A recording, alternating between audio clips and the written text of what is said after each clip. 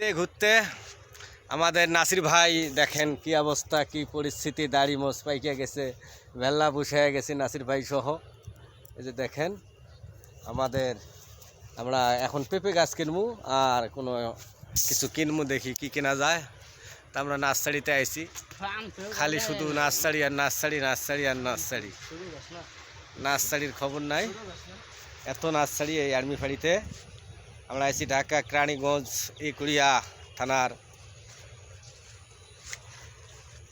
পশ্চিম সাইডে আর্মি ফাঁড়ি, মানে এটা আর্মির জায়গা, এটা সরকার আর্মির জায়গায় দিচ্ছে। এখানে গরুর ফার্ম আছে, মুরগির ফার্ম আছে, নার্সারি আছে, আরও অনেক কিছু আছে এর ভিতরে, পোলট্রির খামার আছে।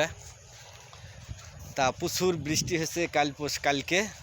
এখানে দেখেন কি পানি ফান্দি রাখছে, কত পানি এই বাগানের ভিতরে, অনেক পানি।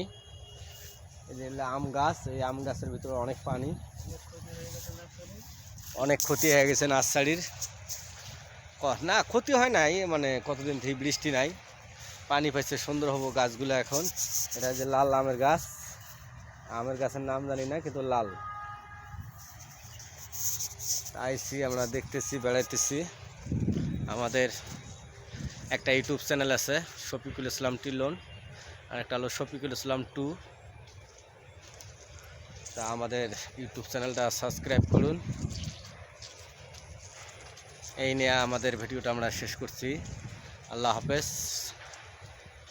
বাংলাদেশ জিন্দাবাদ।